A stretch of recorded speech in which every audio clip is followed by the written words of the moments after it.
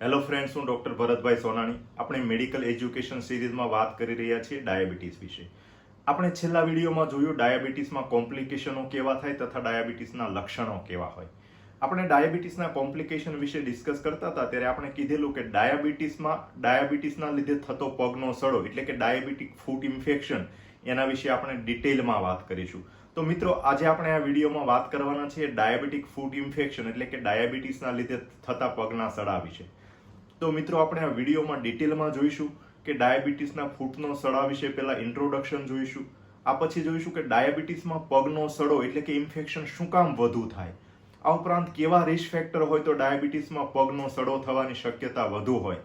અને સૌથી અગત્યનો વિષય એવો કે આપણે એવી કેવી કાળજી રાખી શકીએ કે જેના લીધે ડાયાબિટીક ફૂટ ઇન્ફેક્શન પ્રિવેન્ટ કરી શકીએ, એટલે કે ડાયાબિટીસમાં થતા પગના સડાને આપણે અટકાવી શકીએ. તો મિત્રો, વિડીયોને છેલ્લે સુધી જોઈશો જેથી કરીને તમને ખ્યાલ આવે કે ડાયાબિટીસમાં પગના સડાને અટકાવવા માટે આપણે શું શું કેર રાખી શકીએ. મિત્રો, તો ચલો આપણે વાત કરીએ ડાયાબિટીક ફૂટ ઇન્ફેક્શન વિશે. તો સૌથી પહેલા હું એવું કહીશ કે diabetic foot infection is a devastating and refractory complication of diabetic. Devastating એટલે કે ઘાતક, જે પગને નષ્ટ કરે છે. આ ઉપરાંત રિફ્રેક્ટરી એટલા માટે કે એકવાર ડાયાબિટીસમાં પગનો સડો થાય તો એની સારવાર કરવી ઘણી મુશ્કેલ હોય છે, ઘણો લાંબો સમય લેતી હોય. આ ઉપરાંત એકવાર ડાયાબિટીસમાં પગનો સડો થયો, સારો થયો તો એને વારંવાર થવાની શક્યતાઓ પણ બહુ વધુ રહેતી હોય, એટલે આપણે ડાયાબિટીક ફૂટને રિફ્રેક્ટરી કોમ્પ્લિકેશન કહી શકીએ. મિત્રો, એવું કહી શકાય કે જે લોકોને ડાયાબિટીસ છે એમાંથી અંદાજિત 6 થી 10% લોકોને ડાયાબિટીક ફૂટ ઇન્ફેક્શન એટલે કે પગમાં સડો થવાની શક્યતાઓ રહેતી હોય. આ દ્રષ્ટિએ જોઈએ તો વિશ્વમાં સૌથી વધુ ડાયાબિટીક ફૂટ ઇન્ફેક્શનના દર્દીઓ ભારતમાં છે. મિત્રો, હું એવું કહીશ કે ડાયાબિટીક ફૂટ એ માત્ર એક ફિઝિકલ એટલે કે શારીરિક તકલીફ નથી, પરંતુ એક સોશિયો ઇકોનોમિક બર્ડન છે. સોશિયો ઇકોનોમિક બર્ડન એટલા માટે છે કે ડાયાબિટીક ફૂટ ઇન્ફેક્શન જ્યારે થાય ત્યારે નોર્મલી ડાયાબિટીસના દર્દીને મેડિકલ સારવાર પાછળ જે ડાયાબિટીસ કંટ્રોલ રાખવા માટે ખર્ચો થતો હોય એના કરતાં એકવાર ડાયાબિટીક ફૂટ ઇન્ફેક્શન થાય તો એની સારવાર પાછળનો ખર્ચો ઓલમોસ્ટ 4 ગણો વધી જતો હોય છે. આ સારવાર પાછળનો દવાખાનાનો ખર્ચો તો ખરો જ, પરંતુ આ ઉપરાંત દર્દીને ડાયાબિટીક ફૂટની તકલીફ થાય, હોસ્પિટલમાં દાખલ થવું પડે, દર્દીને ઘણો બધો ટાઈમ રેસ્ટ કરવો પડે, રૂટીનલી 3-4 મહિના સારું થવામાં થતું હોય. આ બધાના લીધે દર્દી કામ ઉપર ના જઈ શકે, એના લીધે જોબ લોસ થાય, સર્વિસ પોતાની જતી રહે. આ બધા નુકસાન તો ખરા જ. આ ઉપરાંત ઘણીવાર દર્દીને પોતાને તો એની સર્વિસ ઉપર ના જઈ શકે, કામે ના જઈ શકે, પરંતુ ઘણીવાર અમુક ઉંમરનું દર્દી હોય તો એને દરરોજ દવાખાનામાં એટેન્ડન્ટ તરીકે એના સગાએ, દીકરાએ કે કોઈએ પણ રહેવું પડે, દરરોજ ડ્રેસિંગમાં લાવવા પડે, એટલે એના માટે એને પણ જોબમાંથી વહેલા આવવું પડે, જોબમાં રજા લેવી પડે, આવી તકલીફો થતી હોય. આના ઉપરથી એવું કહી શકાય કે ડાયાબિટીસના દર્દીને દવાખાના ખર્ચાનો બોજ તો ખરો જ, પરંતુ આ ઉપરાંત પણ આર્થિક બોજ પડતો હોય.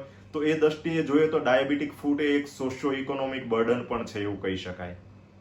મિત્રો, હવે આપણે આ વિડીયોમાં જોઈએ કે ડાયાબિટીસમાં પગમાં સડો થવાની શક્યતાઓ શું કામ વધુ રહે. ડાયાબિટીસમાં શું કામ ઇન્ફેક્શન વધુ થાય. તો ડાયાબિટીસમાં ઇન્ફેક્શન વધુ થવાના મુખ્યત્વે 4 મિકેનિઝમ હોય. એમાં સૌથી પહેલી વસ્તુ છે diabetic peripheral neuropathy. Diabetic peripheral neuropathy વિશે આપણે ગયા વિડીયોમાં પણ જોયું કે ડાયાબિટીસના લીધે પગની નસો, નર્વ્સ એટલે કે ચેતાતંતુને જે નુકસાન થાય, ચેતાતંતુઓ સુકાય, એને ડાયાબિટીક પેરિફેરલ ન્યુરોપેથી કહેવાય. આપણે છેલ્લા વિડીયોમાં એ પણ જોયું કે ડાયાબિટીસની અંદર જેટલું બ્લડ શુગર તમારું અનકન્ટ્રોલ હોય એટલે કે શુગર જેટલું વધુ રહે, આ ઉપરાંત જેટલા ઝાઝા વર્ષો સુધી આપણે ડાયાબિટીસ સાથે વિતાવીએ એટલી નસોને ડેમેજ વધુ થાય, એટલે કે ન્યુરોપેથી થવાની શક્યતાઓ વધુ હોય. હવે ન્યુરોપેથીની અંદર આપણે જોયું હતું કે ન્યુરોપેથીમાં સેન્સરી, મોટર અને ઓટોનોમિક ત્રણેય ન્યુરોપેથી થતી હોય. હવે સેન્સરી ન્યુરોપેથી એટલે શું કે પગમાં જે સંવેદના હોય એ સંવેદના ઉપર લઈ જતી નસો હોય, એ નસોને ડેમેજ થાય એટલે કે એની પૂરી કાર્યક્ષમતા ના રહે, એના લીધે દર્દીને પેન એટલે કે દુખાવાની તથા બળતરા જેવી સંવેદના ના થાય. જ્યારે પેશન્ટને પેઇનનું સેન્સેશન ના હોય એના લીધે દર્દીને કંઈ પણ નાનું સૂનું કંઈ પણ વાગે, કટ થાય તો એના ઉપર દર્દીનું ધ્યાન જ ના જાય. એ ટ્રોમા છે એ રિપીટેડ ટ્રોમા થઈને એક્યુમ્યુલેટ થઈને વધુ ટ્રોમામાં પરિણમે. આ ઉપરાંત ઇન્ફેક્શન થઈ જાય, તકલીફ થઈ જાય, ત્યાં સુધી દર્દીને દુખાવો જ ના થાય, એટલે એના ઉપર ધ્યાન ના જાય અને ઇન્ફેક્શન ફેલાઈને ડાયાબિટીક ફૂટ ઇન્ફેક્શનનો સડો આગળ વધતો હોય. આ પેઇનના ઉપરાંત જોડે જોડે સેન્સરી ન્યુરોપેથીમાં ટેમ્પરેચર એટલે કે તાપમાનની જે સંવેદના હોય, આપણને ઠંડુ ગરમ લાગવાની સંવેદના હોય એ પણ જતી રહે. એના લીધે દર્દીને ઘણીવાર ગરમ પાણીથી દાઝી જાય. આ ઉપરાંત ઘણીવાર ઉઘાડા પગે ચાલવામાં નીચે એને ગરમ ના લાગે, એના લીધે એને અહેસાસ જ ના થાય કે ફ્લોર ગરમ છે. એના લીધે પગમાં બર્ન્સ એટલે કે અલ્સર થઈ જતું હોય. સંવેદના, ટેમ્પરેચરની સંવેદના ના હોય, આ ઉપરાંત પેઇન સેન્સેશન ના હોય, એટલે દર્દીને બર્ન્સના લીધે દુખાવો પણ ના થાય. એટલે દર્દીને ખબર ના પડે કે મને પગમાં બર્ન્સ થયું છે. આના લીધે પણ દર્દીને ઘણીવાર ઇન્ફેક્શન થાય, ત્યાં સુધી ખબર ના રહે અને ઇન્ફેક્શન આગળ વધી અને ડાયાબિટીક ફૂટ ઇન્ફેક્શનનું સ્પ્રેડ થતું હોય. આ ઉપરાંત બીજી મોટર ન્યુરોપેથી. મોટર ન્યુરોપેથી એટલે કે આપણા જે પગના સ્નાયુઓ હોય એને જે નર્વ સપ્લાય હોય એ ડેમેજ થાય. એના લીધે પગના નાના નાના સ્નાયુને ડેમેજ થતું હોય. એના લીધે પગનો નોર્મલી આર્ચ એટલે કે જે કમાન હોય એ છે, પ્લસ એના લીધે ઘણીવાર પગનો શેપમાં ફેરફાર થાય, ઘણીવાર અંગૂઠો ત્રાસો થતો હોય, પગ ફૂટથી પ્રોપર ના થાય. આ બધાના લીધે નોર્મલ જે આપણે વેઇટ બેરિંગ એટલે કે નોર્મલ વજનનું ડિસ્ટ્રીબ્યુશન પ્રોપર થવું જોઈએ દરેક જગ્યાએ ના થાય. આના લીધે કોઈ ભાગમાં પ્રેશર વધુ આવે, એના લીધે એ જગ્યાએ સ્કિન જાડી થઈ જાય એટલે કે ઘૂંટી પડી જાય. આ ઉપરાંત અલ્સર થાય. આ બધી તકલીફના લીધે ઇન્ફેક્શન થવાની શક્યતાઓ વધુ રહેતી હોય. અને ત્રીજી ન્યુરોપેથી છે ઓટોનોમિક ન્યુરોપેથી. નોર્મલી આપણે શરીરના કોઈ પણ ભાગમાં સ્કિનની અંદર સ્કિનનું ટેમ્પરેચર જાળવવું, સ્કિનની અંદર બ્લડ ફ્લો મેન્ટેન કરવો, સ્કિનનું મોઇશ્ચર મેન્ટેન કરવું, આ બધી વસ્તુ ઓટોનોમિક નર્વ્સ કરતી હોય. હવે જ્યારે ડાયાબિટીસમાં ઓટોનોમિક ન્યુરોપેથી થાય ત્યારે એના લીધે નોર્મલ આ જે ક્રિયાઓ હોય એ ખોરવાઈ જાય. એના લીધે સ્કિન છે નોર્મલ કરતાં ઓવરહીટેડ એટલે કે વધુ ગરમ રહે એવું બને. આ ઉપરાંત ડ્રાય સ્કિન રહે, પરસેવાની ક્રિયા નોર્મલ ના થઈ શકે એટલે ડ્રાય સ્કિન રહે. એના લીધે પગમાં ક્રેક્સ એટલે કે ચીરા પડે, ફિશર થાય. આ બધી વસ્તુ થવાની શક્યતાઓ વધુ રહે, જેના લીધે ક્રેક ચીરામાંથી ઇન્ફેક્શન થઈ અને ડાયાબિટીક ફૂટ ઇન્ફેક્શન થવાની શક્યતા વધુ રહે. આ ઉપરાંત ઘણીવાર સ્કિનમાં ઓવર સ્કેલિંગ, હાઇપર કેરેટેનાઇઝેશન થઈને ઘણીવાર ઘૂંટી પડી જાય એટલે કે કેલોસિટી થવી, આ બધા ફેરફાર થતા હોય જે ડાયાબિટીક ફૂટ ઇન્ફેક્શન માટેના રિસ્ક ફેક્ટર છે. આ ઉપરાંત આપણું સ્કિન છે એ શરીરમાં બેક્ટેરિયાને પ્રવેશવા માટેનું સૌથી અગત્યનું માઇક્રો ઓર્ગેનિઝમનું શરીરમાં પ્રવેશતા અટકાવવા માટેનું બહુ જ ઇમ્પોર્ટન્ટ બેરિયર છે. જ્યારે ઓટોનોમિક ન્યુરોપેથી થાય ત્યારે આ એમનું જે બેરિયર ફંક્શન છે એ પણ ડેમેજ થતું હોય, એના લીધે સ્કિનમાંથી બેક્ટેરિયા અંદર જવાની શક્યતાઓ પણ વધુ રહેતી હોય. તો આ રીતે સેન્સરી, મોટર અને ઓટોનોમિક ન્યુરોપેથી ત્રણ છે ડાયાબિટીક ફૂટ ઇન્ફેક્શનની શક્યતાઓ વધારતું હોય. આ ઉપરાંત ડાયાબિટીક ફૂટ ઇન્ફેક્શન માટેનું બીજું પરિબળ છે પેરિફેરલ આર્ટિરિયલ ડિઝીઝ એટલે કે લોહીની નસોની તકલીફો.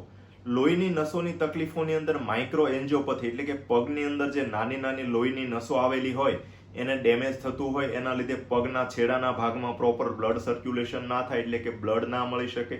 આ ઉપરાંત ડાયાબિટીસના લીધે એથ્રોસ્ક્લેરોસિસ એટલે કે આપણે લોહીની નસોમાં પ્લેક જામે એ પણ જામવાની શક્યતાઓ વધુ રહેતી હોય. એના લીધે મેજર નસોમાંથી પણ બ્લડ સપ્લાય ઓછી આવતી હોય. હવે કોઈ પણ ઘાવ થાય ત્યારે એને રૂઝ આવવા માટે તથા ઇન્ફેક્શન સામે લડવા માટે એન્ટીબોડી તથા રૂઝ આવવાની ક્રિયા માટે પૂરતી બ્લડ સપ્લાય હોવી જરૂરી છે. હવે જ્યારે બ્લડ સપ્લાય જ પૂરતી ના મળતી હોય તો આપણે એ ભાગમાં હિલિંગ થવું એટલે કે રૂઝ આવવાની ક્રિયા તથા રોગ પ્રતિકારક શક્તિ પ્રોપર ના થઈ શકે, એના લીધે ઇન્ફેક્શનની શક્યતાઓ વધુ રહેતી હોય. ડાયાબિટીક ફૂટ ઇન્ફેક્શન માટેનું ત્રીજું ફેક્ટર છે ફૂટ ડિફોર્મિટી એટલે કે પગમાં ડિફોર્મિટી થવી, પગનો શેપ ચેન્જ થવો, સ્ટ્રક્ચર ચેન્જ થવું. આપણે જોયું કે ડાયાબિટીસમાં મોટર ન્યુરોપેથી થતી હોય એના લીધે સ્નાયુઓ છે અમુક નબળા પડતા હોય તથા ઉંમરના લીધે અમુક જોઈન્ટ એટલે કે સાંધાઓ, જે પગના નાના સાંધાઓ હોય એ છે એની અંદર સ્ટીફનેસ આવતી હોય, બોનની અંદર અમુક કેલ્શિયમ ઓછું થાય, એ બધા ફેરફાર થતા હોય. એના લીધે ઘણીવાર પગ છે નોર્મલી કમાન રહેતી હોય, આર્ચ હોય એ ફ્લેટ ફૂટ થઈ જતો હોય. આ ઉપરાંત ઘણીવાર અંગૂઠો છે અંદર કે બહારની સાઈડ વળેલો હોય. પગનો પણ એન્કલથી એટલે કે કાંડાથી પગનું જે નોર્મલ બેલેન્સ રહેવું જોઈએ, વેઇટ ડિસ્ટ્રીબ્યુશન થવું જોઈએ એ ના થતું હોય. એના લીધે જે આપણું વજનનું પ્રોપર ડિસ્ટ્રીબ્યુશન થવું જોઈએ એ ના થઈ શકે. એના લીધે અમુક ભાગ ઉપર ઓવર પ્રેશર આવે જેના લીધે એ ભાગમાં ડેમેજ થવાની, ઇન્ફેક્શન થવાની શક્યતાઓ વધુ રહેતી હોય. છેલ્લી અને ચોથી મિકેનિઝમ ડાયાબિટીક ફૂટ ઇન્ફેક્શન માટેની decrease immunity and healing power. આપણે છેલ્લા વિડીયોમાં પણ જોયું કે ડાયાબિટીસ હોય એના લીધે ઓવરઓલ શરીરમાં ઇમ્યુનિટી એટલે કે રોગ પ્રતિકારક શક્તિ તથા હિલિંગ પાવર એટલે કે રૂઝ આવવાની જે ક્રિયા હોય એ ઓછી થઈ જતી હોય. આના લીધે એકવાર ઇન્ફેક્શન થાય તો બોડી એની સામે પ્રોપરલી ફાઇટ ના કરી શકે અને ઇન્ફેક્શન થવાની શક્યતાઓ વધુ રહેતી હોય. તો મિત્રો, ડાયાબિટીસમાં 4 ક્રિયાઓ: પહેલી પેરિફેરલ ન્યુરોપેથી, બીજું આર્ટિરિયલ ડિઝીઝ એટલે કે લોહીની સપ્લાય, ત્રીજું ફૂટ ડિફોર્મિટી એટલે કે પગના સ્ટ્રક્ચર શેપમાં ચેન્જ થવો, અને ચોથું ઇમ્યુનિટી એટલે કે રોગ પ્રતિકારક શક્તિ ઓછી થાય. આ 4 ક્રિયાના લીધે ડાયાબિટીસના દર્દીને પગમાં સડો થવાનો એટલે કે ઇન્ફેક્શન થવાની શક્યતાઓ વધુ રહેતી હોય. મિત્રો, આ વિડીયોનો સૌથી અગત્યનો ટોપિક અને આ વિડીયોનો મેઇન હેતુ છે એવો મુદ્દો કે ડાયાબિટીક ફૂટ ઇન્ફેક્શન પ્રિવેન્શન એટલે કે ડાયાબિટીક ફૂટનું ઇન્ફેક્શન અટકાવવા માટે આપણે શું કાળજી લેવી જોઈએ એના વિશે હવે વાત કરીએ આપણે. મિત્રો, તમને જાણીને કદાચ નવાઈ લાગશે કે શું ડાયાબિટીસમાં પગનું ઇન્ફેક્શન રોકવા માટે શું આટલું બધું ધ્યાન રાખવું પડે, આટલી બધી કાળજી રાખવી જોઈએ? તો હું તમને અહીંયા ચોક્કસ કહીશ કે ડાયાબિટીસમાં એકવાર ઇન્ફેક્શન થાય એટલે કે સડો થાય પગમાં, પછી એને સારો કરવો ખૂબ જ મુશ્કેલ હોય, સારવાર ઘણી લાંબી હોય. આ ઉપરાંત ઘણીવાર એકવાર ઇન્ફેક્શન થયા અને સારા થયા પછી વારંવાર પગમાં ઇન્ફેક્શન થવું એટલે કે વારંવાર ડાયાબિટીક ફૂટ ઇન્ફેક્શન થવું, ઘણીવાર પગ કાપવાની એટલે કે એમ્પ્યુટેશન કરવાની જરૂર પડતી હોય. આ પ્રકારના ઘણા બધા ડિસ્ટ્રક્ટિંગ કોમ્પ્લિકેશન ડાયાબિટીક ફૂટ ઇન્ફેક્શનના લીધે થતા હોય. તો આ કન્ડિશનની અંદર આપણે કાળજી રાખીને અટકાવીએ એ જ આપણા માટે વધુ બેટર છે. મિત્રો, ફિઝિકલ એટલે કે શારીરિક હેરાનગતિ તો ખરી જ, પરંતુ આપણે આગળ પણ જોયું કે ડાયાબિટીક ફૂટ છે એ વ્યક્તિના તથા કુટુંબ ઉપર ઘણો બધો આર્થિક એટલે કે ઇકોનોમિક બર્ડન પણ પડતું હોય છે. તો મિત્રો, અહીંયા ડાયાબિટીક ફૂટ વિશે હું એવા 2 કોટ એટલે કે સુવિચારો રજૂ કરીશ કે જે ડાયાબિટીક ફૂટ ઇન્ફેક્શનમાં એકદમ પરફેક્ટલી બંધ બેસતા હોય. પહેલું છે prevention is better than cure. એટલે કે કોઈ પણ રોગને આવતો અટકાવવો એ રોગની સારવાર કરવા કરતા વધુ સારું છે. એટલે કે prevention is better than cure એ ડાયાબિટીક ફૂટ માટે એકદમ સાચું છે. આ ઉપરાંત બીજો એવો કોટ હું કહીશ કે preservation of health is much easier than curing a disease. એટલે કે નોર્મલ આરોગ્યને જાળવવું એ એક રોગની સારવાર કરવા કરતાં ખૂબ જ ઇઝી છે. એટલે આપણને રોગ થયા પહેલા કાળજી રાખવી એ પ્રમાણમાં અત્યારે આપણને વધુ લાગે, પણ એકવાર રોગ થયા પછી જે તકલીફ થાય અને એના માટે જે આપણે કાળજી કે એના માટેનું જે ક્રિયા કરવી પડે એના પ્રમાણમાં જે અટકાવવા માટેની કાળજી છે એ પ્રમાણમાં ખૂબ જ ઓછી અને સરળ હોય છે. તો મિત્રો, ચલો આપણે વાત કરીએ કે ડાયાબિટીક ફૂટ ઇન્ફેક્શન માટે આપણે શું કરી શકીએ. તો મિત્રો, ડાયાબિટીક ફૂટ ઇન્ફેક્શન પ્રિવેન્શન એટલે કે ડાયાબિટીસમાં થતા પગના સડા અટકાવવા માટેનું સૌથી પહેલું સ્ટેપ છે સેલ્ફ ફૂટ એક્ઝામિનેશન એટલે કે પોતાના પગની જાતે તપાસ કરવી. હું એવું કહી શકું કે ડાયાબિટીસના દર્દી દરરોજ એકવાર અરીસામાં પોતાનું મોઢું ના જોવે તો ચાલે, પરંતુ ડાયાબિટીસના દર્દીએ દરરોજ એકવાર એના પગનું એટલે કે ફૂટ એક્ઝામિનેશન કરવું જોઈએ. હવે ફૂટ એક્ઝામિનેશનની અંદર દર્દીએ શું જોવું જોઈએ? તો સૌથી પહેલું દર્દીએ ડેઈલી એના પગની અંદર કોઈ પણ નાનો સૂનો કટ એટલે કે ઈજા નથી થઈ, કોઈ કોન, કપાસી, કોઈ બ્લિસ્ટર એટલે કે ફરફોલો થયો હોય, આ પ્રકારની કોઈ ઈજા કે એવું કંઈ પણ નથી, એ ચાંદુ નથી પડ્યું, આ બધી વસ્તુ જોવી જોઈએ. આ ઉપરાંત બીજી વસ્તુ કે change in colour of skin એટલે કે કોઈ સ્કિનની અંદર એવા અચાનક કલર ચેન્જીસ નથી થયા ને, જેમ કે રેડનેસ એટલે કે પગ લાલ થયો હોય તો એ ઇન્ફેક્શનની નિશાની હોય. આ ઉપરાંત પગ બ્લેક થતો હોય તો ગેંગ્રીન એટલે કે લોહી નહીં મળવાના લીધે પગનું ગેંગ્રીન થતું હોય તો આ પ્રકારની શક્યતાઓ રહે. આ ઉપરાંત ત્રીજી વસ્તુ છે ચેન્જ ઇન ટેમ્પરેચર ઓફ ફૂટ એટલે કે પગની ટેમ્પરેચર એટલે કે તાપમાનમાં અચાનક ફેરફાર થવો. ઘણીવાર જો કોઈ લોહીની નસ બ્લોક થઈ ગઈ હોય તો એના લીધે પગ ઠંડો પડી જાવો, આ પ્રકારનું કોલ્ડનેસ જોવા મળે. આ ઉપરાંત ઇન્ફેક્શનના લીધે પગ એકદમ વધુ ગરમ થવો, આ પ્રકારના ચેન્જીસ જોવા મળતા હોય છે.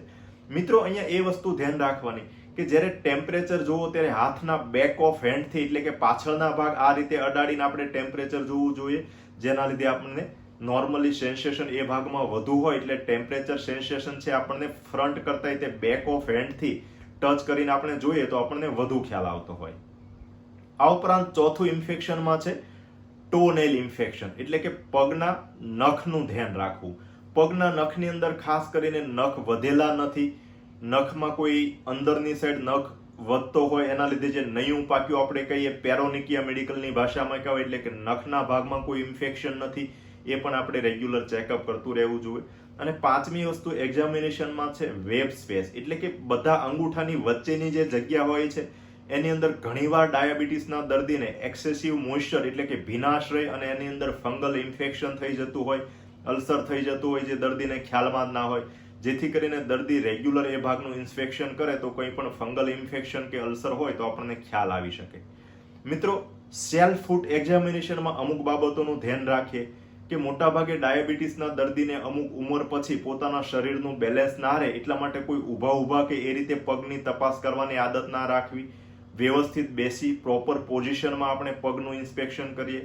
આ ઉપરાંત જરૂર પડે તો આપણે મેગ્નિફાઈંગ ગ્લાસ એટલે કે ઘણીવાર પગના નાના નાના ભાગમાં અંગૂઠાના ભાગમાં ના દેખાય તો મેગ્નિફાઈંગ ગ્લાસ આપણે વાપરી શકીએ, તથા અમુક ભાગમાં નીચેના ભાગમાં ના દેખાય તો અમુક મિરર્સ એટલે કે અરીસા પણ એવા આવતા હોય છે કે જેની અંદર આપણે ફૂટનું એક્ઝામિનેશન કરી શકીએ.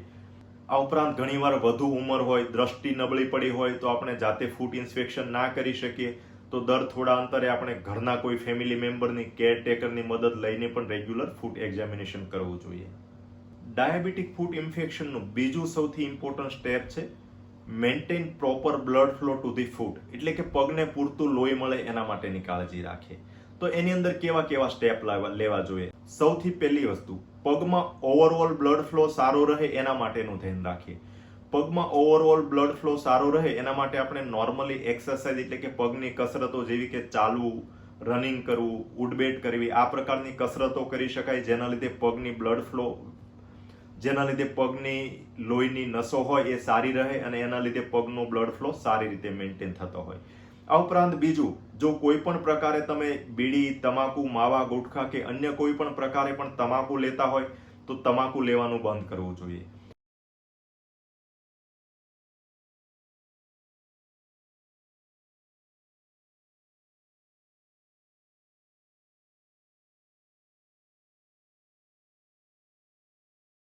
આ ઉપરાંત ત્રીજું છે કંટ્રોલ હાઇપરટેન્શન, એટલે કે ડાયાબિટીસની જોડે જો બ્લડ પ્રેશર પણ હોય તો ડાયાબિટીસ અને બ્લડ પ્રેશર બી સાથે ભેગું થાય ત્યારે નસોને ડેમેજ બહુ વધુ કરતું હોય તો ડાયાબિટીસની સાથે બ્લડ પ્રેશર હોય તો બ્લડ પ્રેશરનો કંટ્રોલ કરવો એ ધ્યાન રાખીએ.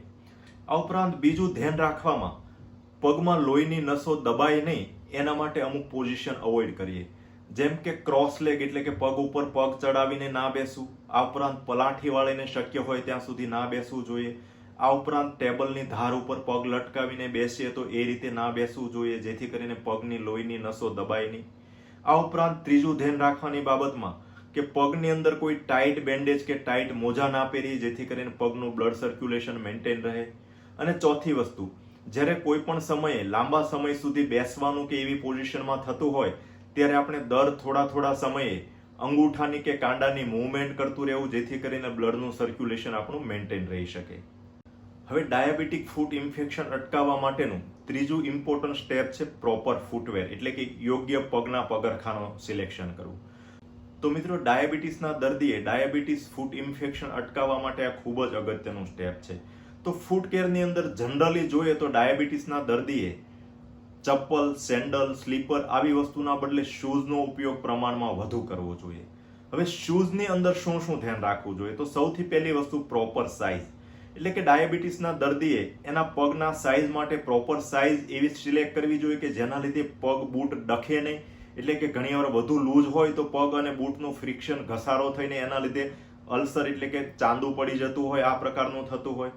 જ્યારે વધુ ટાઈટ શૂઝ હોય તો એની અંદર બ્લડનું સર્ક્યુલેશન કોમ્પ્રોમાઇઝ થાય, એના લીધે પગમાં લોહીનું સર્ક્યુલેશન ઓછું થતું હોય, આના લીધે પણ ઇન્ફેક્શનની શક્યતાઓ વધુ રહેતી હોય, એટલે કે શૂઝની સાઇઝ પ્રોપર સિલેક્ટ કરવી જોઈએ. અમુક સ્ટડી તો એવું પણ કહે છે કે ડાયાબિટીસના દર્દીને ઘણીવાર પગમાં સોજા રહેતા હોય. હવે પગમાં સોજા રહેવાની ક્રિયા એવી હોય કે નોર્મલી દિવસ દરમિયાન આખો દિવસ હરતા ફરતા હોય એટલે સાંજ સુધીમાં સોજા વધી જાય અને સવારે ઉઠે ત્યારે પ્રમાણમાં સવારે જાગે ત્યારે સૂતા હોય એના લીધે સોજા ઓછા થઈ ગયા હોય. તો દર્દીને, ડાયાબિટીસના દર્દીને પગની સાઇઝમાં સવારમાં તથા સાંજમાં ફરક હોય તો જ્યારે શૂઝનું સિલેક્શન કરીએ ત્યારે સાંજના સમયે કરવું જોઈએ જેથી કરીને જ્યારે પગમાં સોજા હોય એ સમયની પ્રોપર સાઇઝ છે એ સિલેક્ટ કરે તો દર્દીને વધુ ફાયદો થતો હોય. હવે સાઇઝ સિવાય બીજું છે સિલેક્શન ઓફ શૂઝ. તો સિલેક્શન ઓફ શૂઝની અંદર પ્રોપર સોફ્ટ મટીરિયલ ના હોવો જોઈએ, ખાસ કરીને એનો જે સોલ હોય એ એકદમ સોફ્ટ હોવો જોઈએ. બને ત્યાં સુધી પ્લાસ્ટિક મટીરિયલ છે એના શૂઝ યુઝ નહીં કરવા જોઈએ. આ ઉપરાંત પોઇન્ટેડ એટલે કે આગળની સાઈડ નેરો હોય એવા શૂઝ, હાઈ હીલ શૂઝ એટલે કે ઊંચી એડીના શૂઝ, આ પ્રકારના શૂઝ છે ડાયાબિટીસના દર્દીએ ના લેવા જોઈએ. ત્રીજું ધ્યાન રાખીએ તો ઇન્ડક્શન.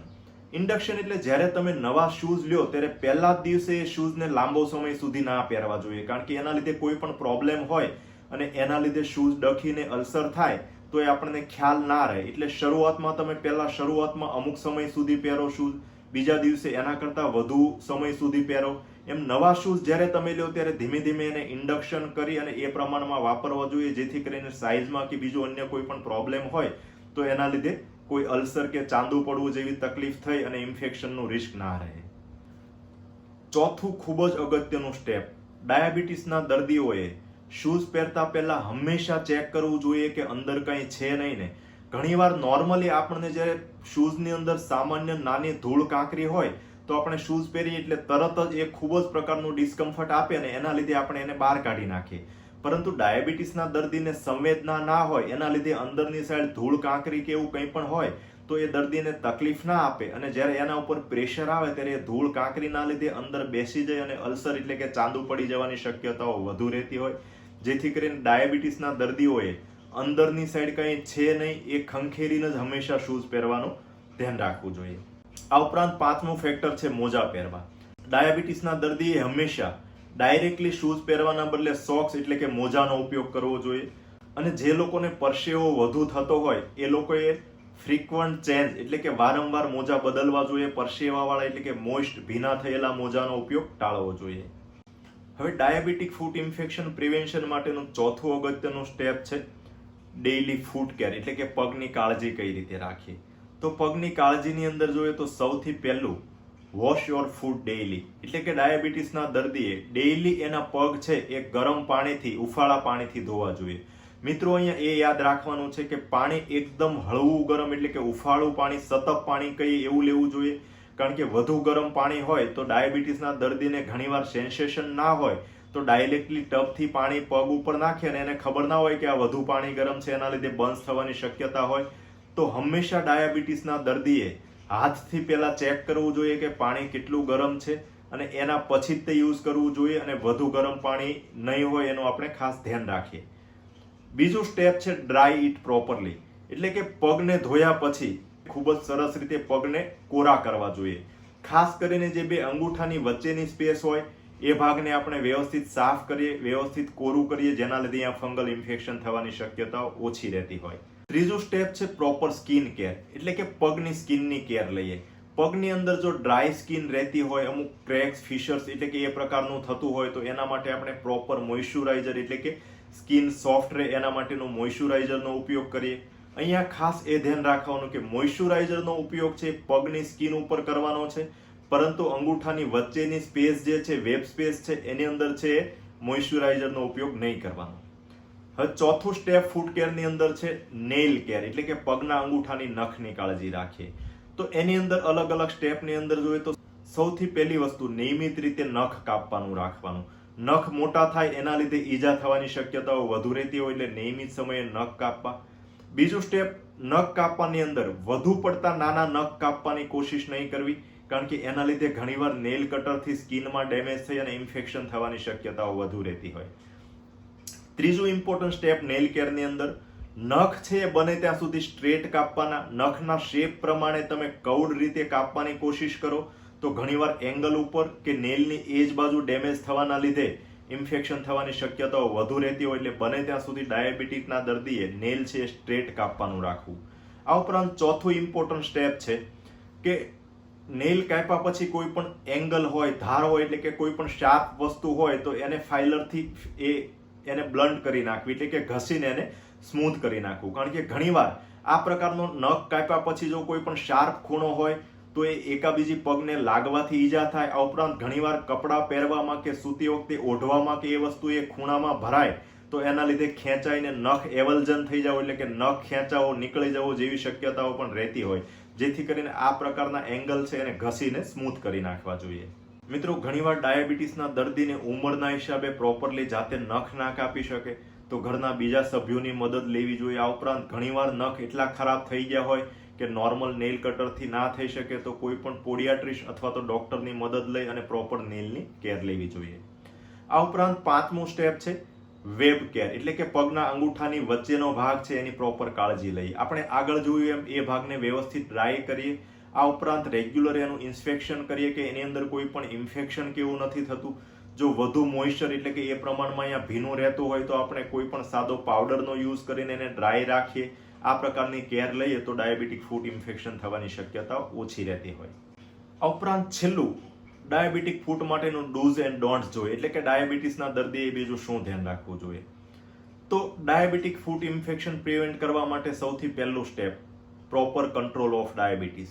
એટલે આપણે જોઈએ એમ કે જેટલું તમારું બ્લડ શુગર અનકંટ્રોલ હોય એટલું તમારું ચેતાતંતુ તથા લોહીની નસને ડેમેજ વધુ થાય તથા તમારી ઇમ્યુનિટી ડાઉન વધુ થતી હોય. એટલે જેટલું શુગર તમારું કંટ્રોલ સારી રીતે રહે એટલું ઇન્ફેક્શન તથા બીજા કોમ્પ્લિકેશન થવાની શક્યતાઓ વધુ રહેતી હોય. બીજું સ્ટોપ સ્મોકિંગ ઓર ટોબેકો, એટલે કે તમે કોઈ પણ પ્રકારે તમાકુ, બીડી, માવો, ગુટખા કંઈ પણ કોઈ પણ પ્રકારે તમાકુ લેતા હોય તો એને બંધ કરવું જોઈએ. ત્રીજું ઇમ્પોર્ટન્ટ સ્ટેપ છે કંટ્રોલ યોર ઓવરવેટ, એટલે કે જો તમારું વજન વધુ હોય, સ્થૂળતા હોય તો વજન ઘટાડવું જોઈએ, કારણ કે વજન ઘટાડવાથી ડાયાબિટીસ કંટ્રોલ કરવામાં તો મદદ થાય જ, આ ઉપરાંત ફૂટ ઉપર જે ઓવર પ્રેશર આવે એના લીધે અલ્સર આ બધી વસ્તુ થવાની શક્યતાઓ હોય એ ઓછી રહે, એટલા માટે પ્રોપર વેઇટ કંટ્રોલ કરવું જોઈએ. આ ઉપરાંત ચોથું સ્ટેપ છે અવોઇડ એક્સપોઝર ટુ કોલ્ડ, એટલે કે પગ છે આપણે વધુ પડતી ઠંડીને એક્સપોઝ ના થાય એનું ધ્યાન રાખીએ. એના માટે ખાસ કરીને ઠંડી સિઝનમાં આપણે ગરમ હોય એવા મોજા પહેરવાનો આગ્રહ રાખીએ. અહીંયા એક વસ્તુ ખાસ નોટ કરવાની કે હીટિંગ પેડનો યુઝ ડાયાબિટીકના દર્દીએ ક્યારેય નહીં કરવો જોઈએ, કારણ કે હીટિંગ પેડના લીધે ઘણીવાર વધુ પડતી હીટ થઈ અને બ્લિસ્ટર, ડેમેજ, બર્ન્સ થવાની શક્યતાઓ વધુ રહેતી હોય. તો નોર્મલી આપણે ગરમ મોજા પહેરીએ પરંતુ હીટિંગ પેડનો ઉપયોગ ક્યારેય નહીં કરવો જોઈએ. પાંચમું ઇમ્પોર્ટન્ટ સ્ટેપ છે અવોઇડ બેરફૂટ વોકિંગ, એટલે કે ઉઘાડા પગે ચાલવું નહીં. ડાયાબિટીસના દર્દીઓએ ખાસ ખુલ્લા પગે કોઈ પણ નોર્મલી ઇવન રફ સામાન્ય ફ્લોર હોય તો પણ એની અંદર ચાલવાનું અવોઇડ કરવું જોઈએ.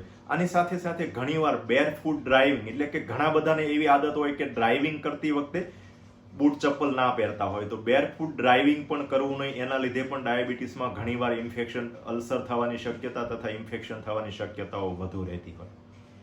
છેલ્લું અને સૌથી અગત્યનું step, never try to treat cut or corn yourself, એટલે કે પગમાં નાની સૂની કપાસી, કંઈ પણ નાનું સૂનું અલ્સર, કોઈ પણ કેલોસિટી એવું હોય તો જાતે એને ઘણીવાર કોઈ પણ જાતે ચપ્પુથી, બ્લેડથી કાપીને અથવા તો ઘણીવાર કોઈ કેમિકલ એપ્લાય કરીને આ રીતે સારવાર કરવાની કોશિશ કરતા હોય. તો ડાયાબિટીસના દર્દીએ આ પ્રકારની કોશિશ કરી અને ખોટું ડાયાબિટીક ફૂટ ઇન્ફેક્શનનું રિસ્ક નહીં લેવું જોઈએ. ફ્રિકવન્ટલી અમારી પાસે એવા દર્દી આવતા હોય કે સામાન્ય તકલીફો એની અંદર જાતે કોઈ પણ કેમિકલ એપ્લાય કરે, કોઈ પણ જાતે કંઈ પણ બ્લેડથી કાપવાની કોશિશ કરે, એના લીધે ઇન્ફેક્શન અંદર જાય અને હમણાં ઇન્ફેક્શન ફેલાઈને પગનું ગેંગ્રીન તથા સડો થતો હોય. તો આ પ્રકારનું જાતે સારવાર કરવાની કોશિશ ડાયાબિટીસના દર્દીએ બિલકુલ નહીં કરવી જોઈએ. અને છેલ્લે ડાયાબિટીસના દર્દીએ ડોક્ટરને ક્યારે અર્જન્ટલી બતાડવું જોઈએ. મિત્રો, પગમાં કંઈ પણ નાનું સૂનું વાગ્યું હોય, કટ થયું હોય તો નોર્મલી જે આપણે થોડા સમયમાં 7-8 દિવસની અંદર રૂજાતું હોય એ સમયમાં ઘાવ રૂજાતો ના હોય.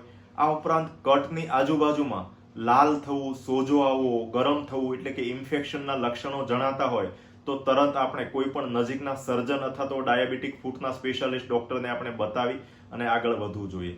આ ઉપરાંત sudden change in temperature of ફૂટ, એટલે કે પગ અચાનક ઠંડો પડે, પગમાં વધુ ગરમ લાગતો હોય, એટલે કે ઇન્ફેક્શનની સાઇન્સ હોય તો આપણે તરત સર્જન અથવા તો કોઈ પણ ડોક્ટરને બતાડવું જોઈએ.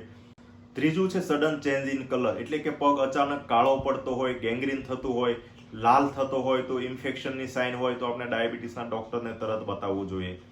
આ ઉપરાંત જ્યારે પગમાં કોઈ પણ બ્લિસ્ટર, એટલે કે કોઈ પણ ફરફોલો થયો હોય, રસીનો ભાગ જણાતો હોય, ઇન્ફેક્શન જેવું જણાતો હોય તો તરત જ તે ડોક્ટર, સર્જનને બતાડવું જોઈએ. આ ઉપરાંત સામાન્ય રીતે પગનું નયું પાક્યું, એટલે કે આપણે પેરોનિકિયા જેને કહીએ કે નખ પાકો, આવું હોય તો સામાન્ય દર્દી જાતે કે ફેમિલી ડોક્ટરથી ટ્રીટમેન્ટ લે તો ચાલે, પરંતુ જેમને ડાયાબિટીસ હોય એમને ઇન્ફેક્શન આગળ વધે નહીં, ડાયાબિટીસનો સડો આગળ વધે નહીં, એના માટે તરત જ તે સર્જન ડોક્ટર અથવા તો ડાયાબિટીક ફૂડ સ્પેશિયાલિસ્ટનું કામ કરતા હોય એમને તરત જ બતાવવું જોઈએ. તો મિત્રો, આપણે ડાયાબિટીક ફૂડ પ્રિવેન્શન માટેના દરેક સ્ટેપ જોયા. તો તમને અથવા તો તમારા ઘરમાં કોઈ પણ વડીલને ડાયાબિટીસ હોય તો એને ડાયાબિટીસના લીધે પગનો સડો ના થાય તો એના માટે આપણે આમાંથી શક્ય હોય એટલી કાળજી રાખીએ, જેના લીધે ડાયાબિટીક ફૂટ ઇન્ફેક્શન પ્રિવેન્ટ કરી શકીએ. એના લીધે આપણે શારીરિક હેરાનગતિ ઉપરાંત ઘણો બધો સોશિયો ઇકોનોમિક બર્ડન પણ ઓછું કરી શકીએ. મિત્રો, જો આ વિડીયો તમને યુઝફુલ લાગ્યો હોય તો આ વિડીયોને લાઇક કરો, બીજા લોકોને શેર કરો, જેથી કરીને બીજાને પણ આ પ્રકારની માહિતી મળતી રહે, તથા અમારી ચેનલને સબસ્ક્રાઇબ કરો, જેથી કરીને આ પ્રકારના હેલ્પફુલ વિડીયો જ્યારે અપલોડ થાય ત્યારે તમને રેગ્યુલરલી મળતા રહે. ધન્યવાદ.